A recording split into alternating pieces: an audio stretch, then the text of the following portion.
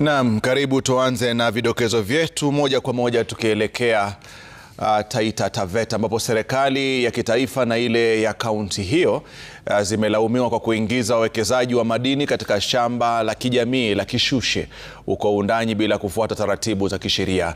Wakazi wanasema wanasubiri kwa muda kupata leseni za kuchimba madini ya chuma, ili kwa sasa baadhi ya wawekezaji wameruhusiwa kuchimba madini ya eneo hilo, huku upande wao ambao ndio wenye ardhi wakikosa leseni kwa miaka miwili sasa. Julius Jo, mtazamaji, anaungana nasi kutoka kaunti ya Taita Taveta. Na kujia moja kwa moja kutoka eneo bunge la Wundanyi ambapo wakazi wa Kishushe sasa wanatoa wito kwa viongozi wa kaunti kuweza kuingilia kati ili kutatua mzozo wa uchimbaji madini, wakisema kwamba kunao wawekezaji wa kibinafsi ambao wanataka kuchimba madini katika ardhi ya kijamii ya Kishushe bila ya kupata agizo la mwananchi, na hivyo kutoa wito kwa serikali kuweza kuingilia kati.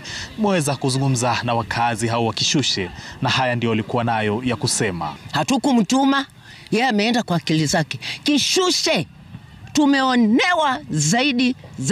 Hata nikitaka kusema hivi naona machozi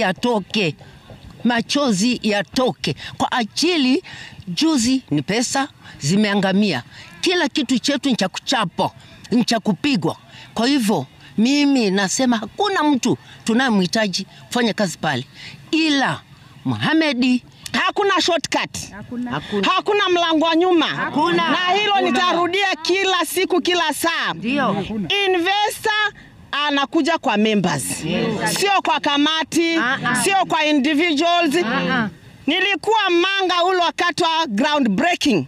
Bwana Deviki alisema yeye atanunua mali, hata chimba. Leo hii yule anayempatia nguvu kwamba anaweza chimba mali tena anunue, haki itakuwa hapo. Tuliambiwa anajenga kiwanda pale, tukiwa hata na rais tukiwa pale Manga wakati huo. Akaambiwa yeye ni wa kujenga mtambo, sisi hata kama ni kilo 2-3 tukusanye tumuuzie. Leo tunashindwa, anaingiaje tena ground kuchimba? Sasa akijenga mtambo, akichimba, wengine watafanya gani? Hiyo ni biashara gani? Yaani ufanye mambo yote. Ni wewe baba, ni wewe mama, ni wewe mtoto, ni wewe wa kupika, ni wewe wa kupakua, wengine watafanya nini? Biashara ni kugawana majukumu bwana. Yeye ajenge kiwanda, angoje mali. Watu wako na uwezo, asione eti ndiye ako na uwezo.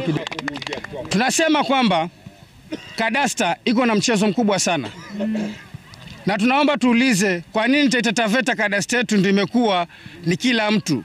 Ile shamba tunajua sasa, hata tunavyoongea hapa Wundanyi imepegiwa na Mchina Jing'u. Sasa je, huyu Mchina Jing'u alikuja kuchukua coordinates wapi za Wundanyi yote? We know we are very rich in terms of minerals, but it's unfortunate that mkono za viongozi na wenye matumbo zao wameingilia mjadala. Bwana Governor, na kuheshimu, wewe ni bosi wangu, tunakuomba valili njuga kiatu. Madini ndio itatusaidia kuleta our own source revenue. Ndio kauli za wakazi wa Kishushe hapa, wakitoa wito kwa Wizara ya Madini kuweza kuingilia kati ili wachimbaji madini wadogo waweze kupata leseni, kwani yapita miaka miwili sasa bila ya wachimbaji hao kuweza kupata leseni kutoka kwa serikali. Nikiripotia runinga Citizen kutoka kaunti ya Taita Taveta, mimi ni Julius Joho.